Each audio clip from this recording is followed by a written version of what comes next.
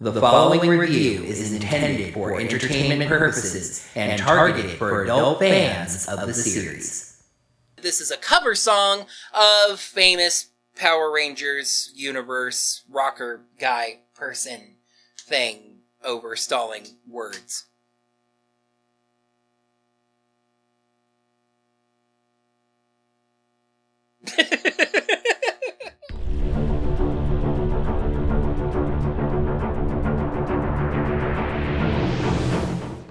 Hello there, heroes! I'm the Orange Ranger, and welcome to another Power Rangers Dino Fury Second Era episode review. I want to start this review off with something that is going to sound for all the world like a humble brag, but number one, I really don't feel like I've done anything to deserve this, and number two, some very interesting points came from it, so I want to discuss them. So, Simon Bennett watches my videos. Yes, the executive producer of Power Rangers Dino Fury watches my reviews of his work. When I first found that out, it was a little bit terrifying because, as you may have figured out by now, I can be a touch direct and to the point when something that I'm reviewing irks me in some fashion. I have actually, in general, seriously wondered ever since I begun reviewing Power Rangers about what opportunities I may have cost myself because of the reputation I've gained as a loud, angry, negative reviewer that tends to accentuate the problems with something rather than pointing out the good parts. Accentuate the positive feeling, minus the negative. I still stick to my guns because I don't feel that reviews have any meaning if they don't reflect your genuine opinion of the content. And thankfully, Simon has been more than gracious about my reviews. He left a really nice, sweet comment on the video where I announced that I was stepping away, and now he had some responses to my review of the previous episode, Morphin Master, that I would really love to talk about. But I know it's probably another long video. You may just want to hear what I thought of this episode. Skip to this time code if you'd like to do that. So, Simon's first comment was that Morphin Master was a clip show, and he hates clip shows. I was really glad to see that he and I agree on that point, but the more I thought about that, the more that thought just fascinated me. Because Morphin Master does not present itself as a clip show. Yes, there are those clips from Beast Morphers and Super Megaforce, but I felt like that fell just a little bit short of the mark of a full-on clip show. Then it hit me. Last time on Power Rangers Megaforce. The previously on segment. I had never before considered a previously on segment an aspect of a clip show, but it absolutely is. They're used in some episodes and not in others, and they're clips from previous episodes that extend the running time of this episode without needing to be produced. Honestly, I have to give a little bit of evil genius credit to Mr. Bennett. Just kidding about the evil part, I know you hate clip shows as much as I do. For satisfying Hasbro's call for a clip show by giving us an episode that many of us didn't even realize was one. Genius! Next up, throughout this arc I've commented that the Royal Voids have been downplayed as main villains, not even in several of the episodes. Simon said that was a combination of two factors: the structure of Dino Fury's season and Hasbro's influence, shall we say. It was the Hasbro higher-ups who insisted on including Lord Zed in this story, and that doesn't surprise me for 1 second. You mean the toy company that has absolutely milked the cow dry on every possible MMPR Lightning Collection figure came to the producer of the currently running completely original season and said, "Put some MMPR in that"? I want to show you something. It's my shocked face. So, if we have to put Lord Zed into the season, where are we going to stick him? Well, the shift, as I've talked about before, of Dino Fury from 22 to 26 episodes to 44 episodes over 2 seasons created a little bit of space where we could find a spot. Bennett admitted directly that Zed basically takes over as the main villain for that arc, but says we're just about past that at this point. And finally, as to my criticisms of the Morphin Masters, Bennett once again agreed with me, to my surprise. He said if you don't get the Morphin Masters off the table quickly, what's the point of there even being Power Rangers? This is why he decided to grant the Masters some vulnerability, the whole retreating into the grid thing after the Sporks War, hunted by villains, several of them were lost, etc., which gives the Rangers a little bit of agency. He also said, thank goodness we're not having to also deal with the emissaries, which was the only point in the comment thread where he and I did not agree. What are you talking about? Here's the thing. As I've mentioned far too many times at this point, Brian Casentini talked to me at Power Morphicon about the idea of cross-pollination. The idea that the TV shows and the comics and the RPGs and etc., etc., etc. all share one universe and can impact each other directly. When it began to be hinted that Dino Fury was going to have the Masters as part of its story, this is where I thought it was going. Not just getting direct interaction with the Morphing Masters, but treating them the same way the comics do. Aloof guardian overseers that you only contact by speaking to the emissaries. 3 slightly less powerful entities, red, yellow, and blue, that you go through to speak to the Masters. Anyway, Bennett's comments ended with something of a promise. He didn't use the word promise, so I won't hold him to that, but more or less his word. The next episode, this one, is pretty much a standalone, but the rest are part of the originally planned drive to the finish line. And I can say this, when it has been clear that an episode has been part of that original 22 episode run, it's usually been fantastic. But first, we have to take one more little dose of medicine. Javi has a lesson to learn about hard work and success, and we're sure gonna have to work hard to get through it to the good stuff that lies behind it, so let's take a look at the 16th episode of Dino Fury Second Era, Wishful Thinking. Please make sure you're subscribed to the channel so you can see all of our videos. Yeah, and make sure you got your notifications set up by hitting that little bell icon so you get notified of whenever we post any brand new videos. Right you. What he said was that if you'd like to support the channel in any way financially, you can consider checking us out on Patreon or Ko-fi at Orange Ranger Videos. Right you. We start off watching a music video that Javi made, but just for a second as the camera pulls back, and we see this is on Javi's cell phone as he shows it to random Buzzblast guy, asking him to share it for views. He also shows it to Annie, and we get confirmation that this is a cover song from some Power Rangers universe rocker guy. The other Rangers comment on just how hard Javi's been hustling for this video, and he says that so far, it's not paying off. The video only has something like 150 views. Hey, that's not bad for when you first post a video. Give it a couple of hours, and the video's been posted for a week. Ooh, been there, Javi. Been there. The Rangers suggest he take a break from all that. A nice walk in the park. Lord Zed, for better or for worse, is stuck in a crystal on the planet Overtheria, so we finally have the Royal Voids back. Once again, for better or for worse, Void Queen introduces Mucus to her new brother, Hex Curio. And heroes, we've got a triple whammy monster for once. A cool name, a nice voice, it's kind of vaguely European, like a stage magician, and a neat look. a little confusing at first. I kind of thought it was an elephant whose trunk was a blade, but then reading Ranger Wikia and looking at some stuff, I think it's more a genie lamp where the handle is a blade. Okay, I guess that makes sense. Mucus likes the monster's hat and is all, "Say, my brother, can I borrow that hat for the weekend?"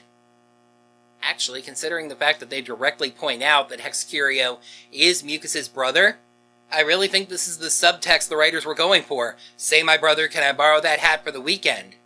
Hexcurio says that all Mucus has to do to get a hat like his is wish on one of his magical wish charms, with the understanding that this wish charm can give her anything she wants.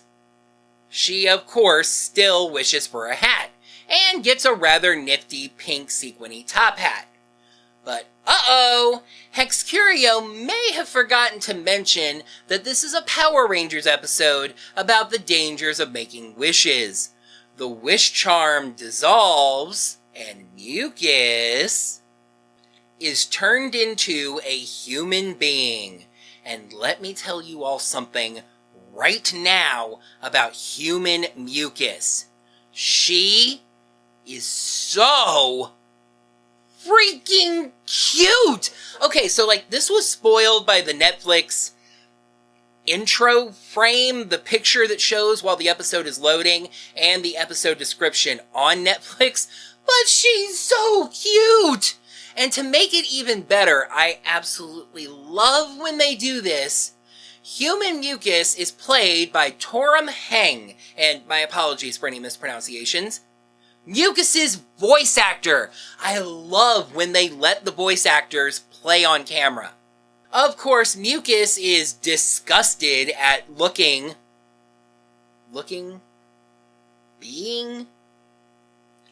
human, and even refuses when Boy Queen says these wish tokens are the perfect thing to mess up the Rangers, and it's the perfect job for the suddenly human Sporix. So, the Rangers are walking through the park with Javi obsessively checking his views when they come across human Mucus at a market table. So much for that refusal. She mysteriously offers the Rangers one of these rare mystical charms for $2 apiece. Amelia, of course, is so taken by this that she offers to buy one for herself and any of the others that want one. Zato, Izzy, and Ion refuse, but Javi is so desperate that he decides to take a shot at it, and Ollie says he'll take one specifically to prove to his girlfriend that they don't work. I would tread lightly with that whole showing up my girlfriend in front of our shared friends thing, Ollie. That is not a good idea! Javi's wish is obvious. For his video to get 1 million views. Remember that, by the way. Ollie throws the wish charm a curveball. He wants a big hug from his mother, who is still over in Japan, so pull that one off, wish charm.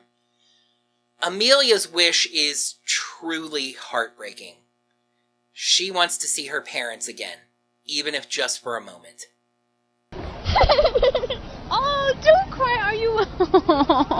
As the Rangers head back to Buzz Blast, they hear people buzzing, which I guess is appropriate. You won't usually hear them blasting, and in awe that they work with such an amazing guy. Yeah, you guessed it, the video is at 1 million views already, and rising. This is why I said to remember that. This doesn't really make any sense. I do understand that the video has reached 1 million views, and in a lot of cases, videos that hit 1 million views have even more people go to watch them just because they reached 1 million views. But Javi's wish was for the video to reach 1 million views. If the wish is taken literally, doesn't it stop at 1 million? Who knows? Not me. Who cares? Ditto Mark. Jane immediately leeches on to the popularity, declaring herself Javi's manager. She is gonna make him a star. No, brighter than a star. The sun. Ollie points out, the sun is a star.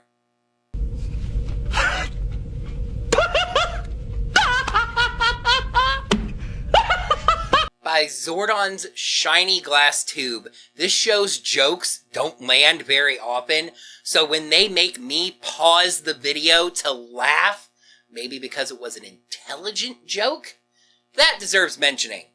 So anyway, the famous rocker guy that Javi covered the song of, and no, at no point in this video am I going to care enough to mention what his name is, that guy's agent calls and Jane grabs that. So, Javi's wish seems to have come true, but I mean, maybe his hard work sharing the video and telling everyone paid off? Maybe the rocker saw the video and shared it on his social media, and that's what got it to take off. Well, no, as wish number 2 comes true, as Ollie hears his mother behind him at Buzz Blast, and she comes to give him a hug. And I adore the way they handled this. They could have easily said that she was at Buzz Blast for some reason, or she was visiting and decided to surprise him at work. But that leaves a question about whether or not it was the wish, right? But no. Instead, she just showed up. In fact, knowing who the Rangers are, she figured that they teleported her there because they needed her help with something. I just love that. That is just written perfectly for this kind of episode. The Rangers explain what happened, and Lonnie sounds just like the sun that she raised. It's nice that these wishes are coming true, but it's not really scientific to believe that wishes come true. I will say this. There are a lot of things in this life that science cannot explain, and I say that as a science supporter.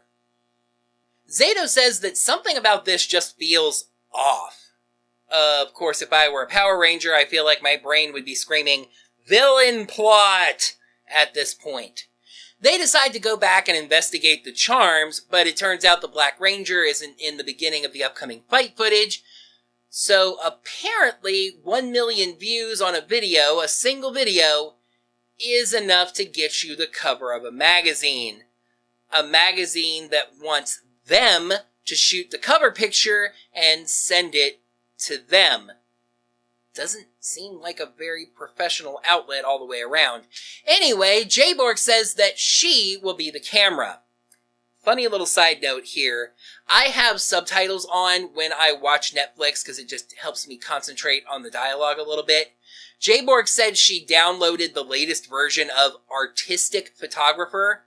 When I glanced at the subtitles for a second, I swore that it said Autistic Photographer. And she says that Javi will be her canvas. No, he won't. He'll be your subject. By the way, does this count as that whole AI art thing that's going around and being a controversial? Moving right along, You know, that's fair. To be fair. To be fair. Stop that. Anyway, the Rangers head back to the table, and a crestfallen Amelia asks why her wish didn't come true. But I'll have you know something. Hexcurio is a consummate professional. And by the by, you might notice that I remembered Hexcurio's name right off the bat there. I remember the clever names. This accusation actually brings the monster out of hiding, and they also out Mucus, who flees in embarrassment. It really is an irony of this episode that she spends the entire time that she's a human thinking she's so hideous, when she's actually so freaking cute. Okay, so this is actually pretty cute and kind of nostalgic, actually. Zato calls Javi, but he's busy doing the photo shoot, with his communicator off and a fan blowing directly on him so he can't hear it. In fact, he can't hear much of anything, so it's a little bit more legit. Hexcurio says that Javi may not be there, but it turns out that Izzy is holding Javi's wish charm, so she can be cursed instead. Hexcurio activates the wish charms. Ollie is turned into a Blue Ranger action figure, one of those 12-inch ones that, don't really have that great of an articulation. I'd never reviewed one, but I'd say to give it a pass. Amelia is reverted to a 12-year-old. We'll get back to her in a moment. Izzy is turned into the T-Rex Zord, scaled down to Ranger size. The second this happened, anyone who has seen the Sentai knew the footage they were going to use in this episode, and I think it's a really clever way to use that footage. But yeah, let's get back to Amelia. She was transformed, but her wish didn't actually come true. Now I know that some of you are going to say, but oh, Orange Ranger, her wish actually did come true. I get it. Trust me, I understand the script's justification of how her wish supposedly came true. Here's the thing. Her wish was not granted in the period between when she made the wish and when the charm was activated. Amelia did not see her parents within that time frame, which is when it should count. The wish shouldn't just be able to go, well, she's seen them both somewhat recently, so that counts. Anyway, completely unrelated to anything that I was just talking about, the Royal Voids suddenly show up, zapping the light key that Ion was about to use, which was really clever. Nice memory, writers. I think it's been mentioned once when it was introduced that the light key has the power to remove curses. They chide Hexcurio for exposing itself. We're just done with phrasing, right? That's not a thing anymore? Fair point. To be fair. I said stop that! Since it's the key to all of the curses, and they leave, the Rangers will deal with Wreckmate. And by the Rangers, Amelia's 12, Izzy's a Zord, Ollie's an action figure, and Javi isn't there. So all we've got are the two Rafconians, who morph. They kick Wreckmate over into some Sentai footage, but then Wreckmate demonstrates a strange new ability. An ability to shoot the Rangers without them realizing. Basically, once for each, they announce an attack, and Wreckmate just shoots them instead. I actually found it kind of funny. Izzy decides that she can't just stand around, she needs to help, so she runs in and chomps Wreckmate, but she's awkward in the new Zord body, even knocking Zato over once. Then Amelia gets an idea. An idea that nearly made me fall off my chair laughing. Solon rides in on the Dino Fury cycle. Solon rides the bike.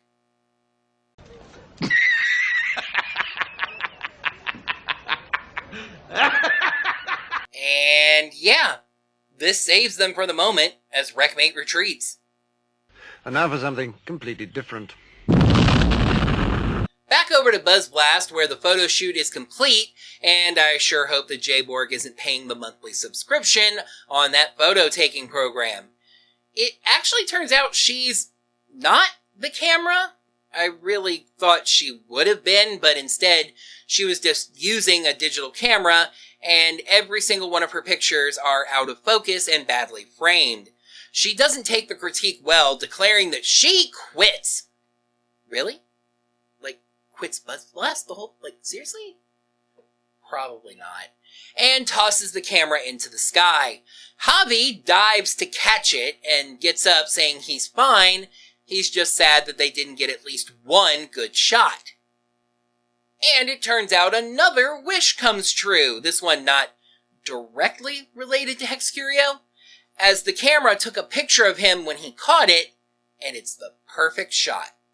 Oh well, gosh darn, ain't that convenient. Grabbing his stuff, Javi sees all the calls on his communicator and runs off.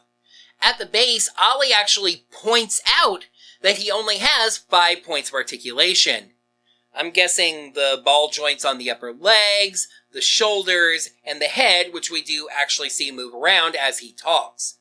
But he says he's limited edition, so he's got to be worth a fortune.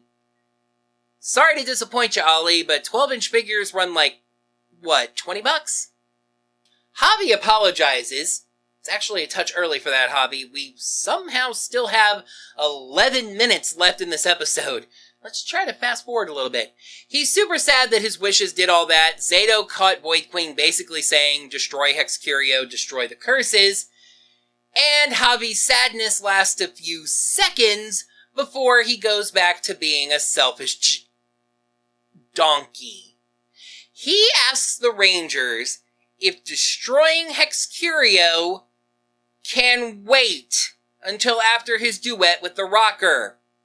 Oh yeah, by the way, the Rocker is coming to Buzz Blast to do a duet with Javi. I forgot to mention that until now. Oops,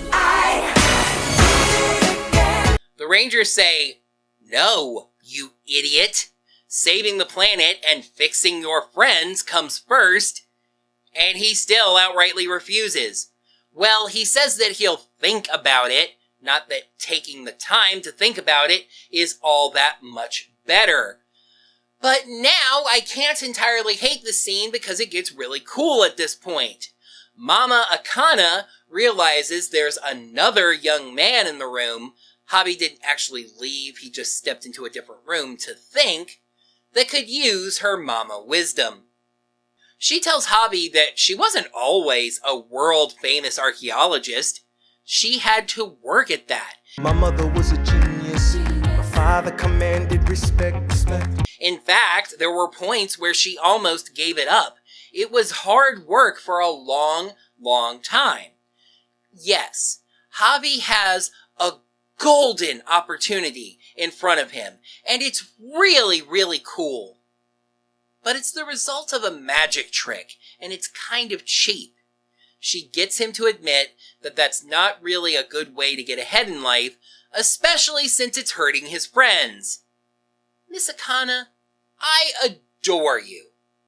Back at Area 62, the bad guys mock Wreckmate for losing to an old cyborg dinosaur, and Slither says, fine, I'll do it. Hexcurio wants to come along, saying it wants to fight, but Mom says it's too important. I have to admit, there's something unusually creepy about these monsters calling Void Queen Mom. As Slither thinks about it, Mucus realizes something. The exact same thing that the Rangers realized. If Hexcurio explodes, Mucus will go back to being a kind of gross mushroom snot thing versus the super friggin' kawaii Desine human that she is right now. I do guess it's important to be true to yourself, so she talks Slither into bringing Hexcurio along, which Slither should really know better, by the way.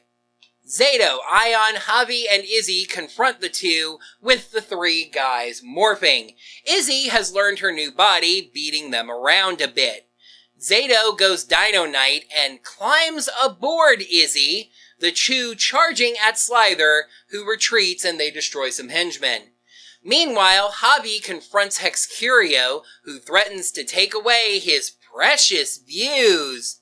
But Javi doesn't care about that anymore, going Master Mode and using the Stego Master Slash, which instead of the head of the Stegozord launching at the monster, is just an energy slash. A green energy slash. Yawn.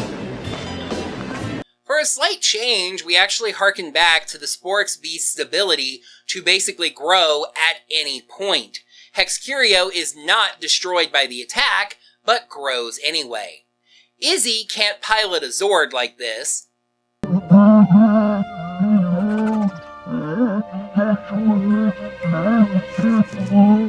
so she's sent back to base. Ion summons his Zord, while Zato and Javi summon the rest of the main Zords. Seriously, we get a variation on Warrior Formation, Warrior Spike Formation. We also get an interestingly named combo attack, Twin Slash. An uninteresting thing was this Zord fight in general, which was slashy slashy finisher yet again. Dinga-dinga-dingasher. Dinga-dinga-dingasher! Mucus sees the explosion and gleefully turns back into a human. Gonna miss that human form, Mucus. And here's a detail we also haven't had in a while. She catches the powered-up Sporix. I'm gonna try to speed through the ending of this episode because I kind of hate it. The rocker shows up at Buzz Blast, but the views are gone. He thinks it was a scam by Jane, but Javi shows up and doesn't explain. No, I meant what I said. He doesn't explain. He said he rode with the views when they were there, but then they were gone. How could this happen to me? The rocker accepts this complete lack of explanation, saying he did watch the video and Javi is actually really talented. Javi apologizes for wasting the rocker's time and... oh no. Oh no. Oh please, Demetria, no! Yeah. Javi gets to do the duet anyway! Gods, Izzy even squeezed about the number of views the live stream is getting, and Ion goes, "Who needs wish charms, huh?" He did. None of this would be happening without the wish charms. And wait a second, why did the views after 1 million disappear? See, this is what I was talking about before. The views after 1 million were not wish views. Javi wished for 1 million views. Okay, dude, calm down. Take a chill pill. I will bury you so deeply that your bones will be crushed into dust, and not even diamonds will form around them due to the pressure squeezing your body into nothingness. Anyway, the episode ends with a moment that would have been a lot more emotional if it weren't undercut by the episode's faulty logic. Amelia is sad. Angry, even, because her wish was not granted. Javi's wish was granted. Ollie's wish was granted. She doesn't exactly know about this, but even Mucus's wish was granted. Not hers. She just wants to see her parents for a moment, and she didn't get to, as Ollie comforts her. Oh, but she did. Not within the timetable of the wish. It's time for the scales, dagnabbit. Episode 16, Wishful Thinking. Prose, creative spin on a tired story, another moral tucked inside a moral, and freaking Mucus being so cute. Cons, tired story is still tired, the getting away with it ending undercutting the lesson, and the upcoming confusion of what happened to Amelia here.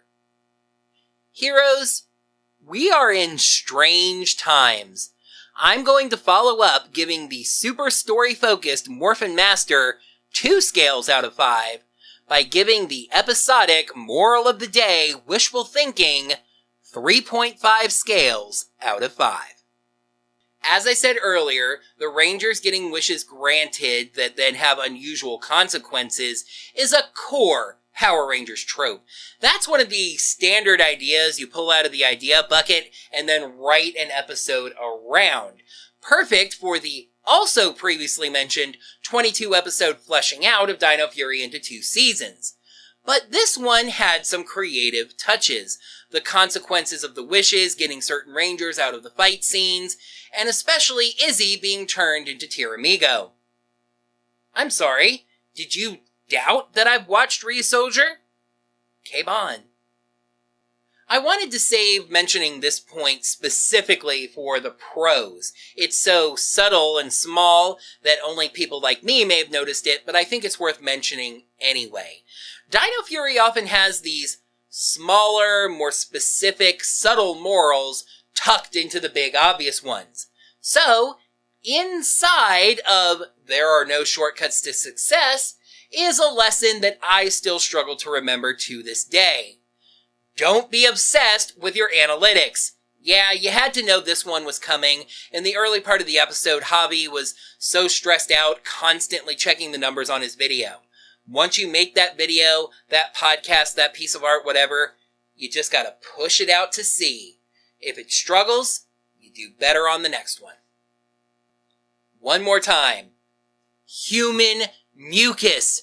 Her hair, her face, that dress. She had this real manic pixie dream girl thing going on, and that is absolutely my type.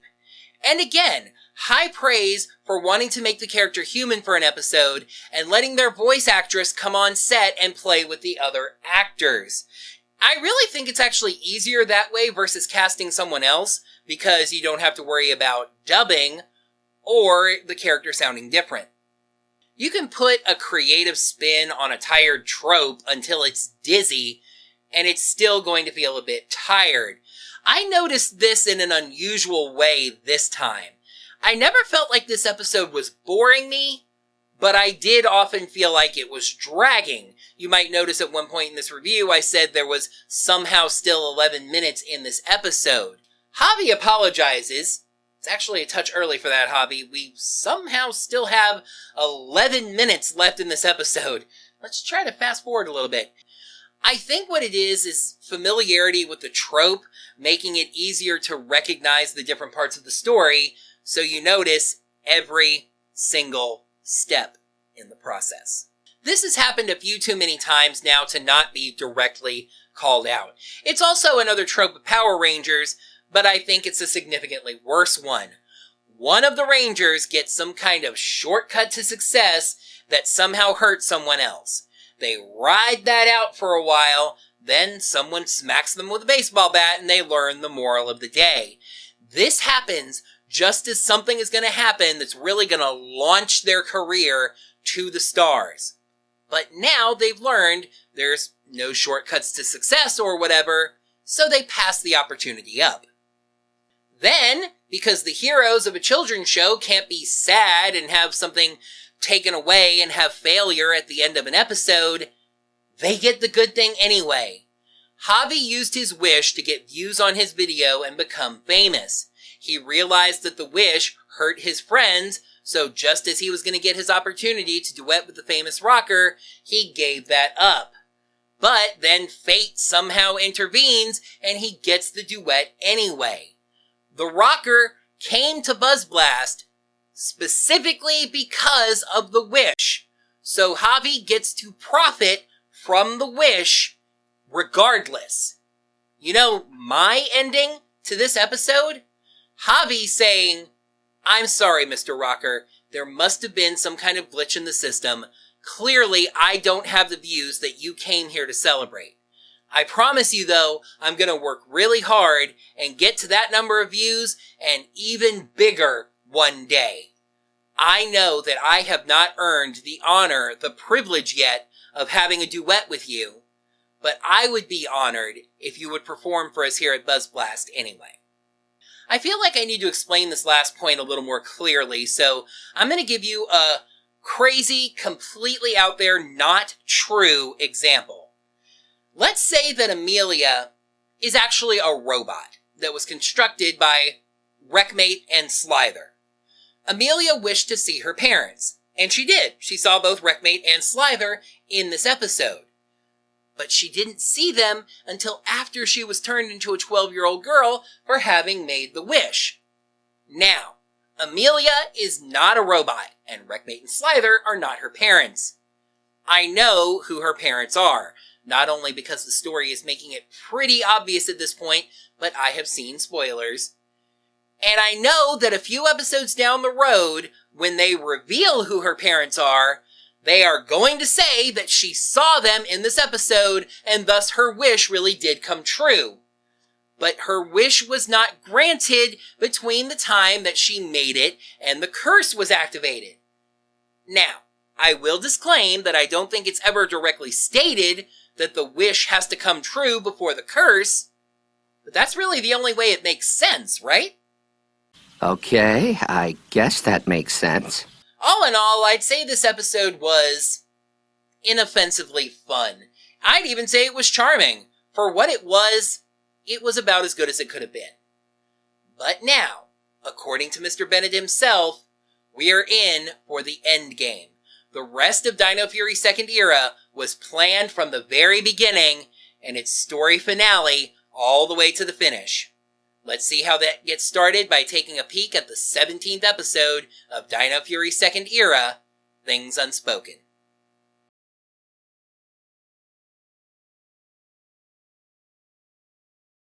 Fern is offered a scholarship at a top-level athletic school, but when Izzy turns down her own spot to focus on being a ranger, her hiding that fact puts their relationship to the test. That is going to do it for another Power Rangers Dino Fury Second Era episode review. Thank you, heroes, so much as always for watching. Now that the video's done, you can let me know what you thought of this episode, as well as my review of it, down in the comments below. While you're down there, make sure you smack that thumbs up button to let me know that you enjoyed this video. And if you're looking for a way to support this channel that isn't Patreon or Ko-fi, you can always check out my Teespring store. Get the old logo merch, the new logo merch, the t-shirts, the hats, the socks, the anything you can slap a logo on. We got it for you over at the Orange Ranger Videos Teespring store. Until next time, heroes, may the power protect you. For satisfying Hasbro's call for a clip show by giving an... He said something, didn't he?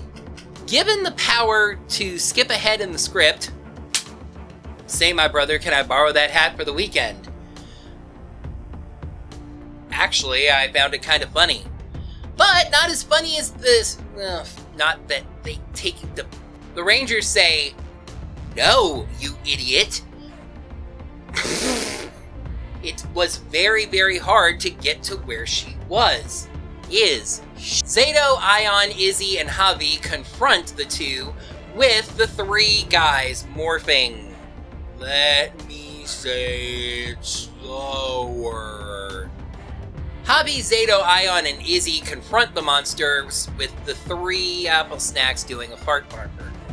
Seriously, we get something. As I said earlier, with the... That's one of those ideas you pull out of the standard idea bucket and then write an episode around. But she didn't see either of them until after the curse was made for punishing her for the wish, and we're doing this again. Fern is offered a scholarship and toast. Fern is offered a scholarship at an elite. Fern is offered a scholarship at an elite, but when Izzy turns down her spot to I have to do this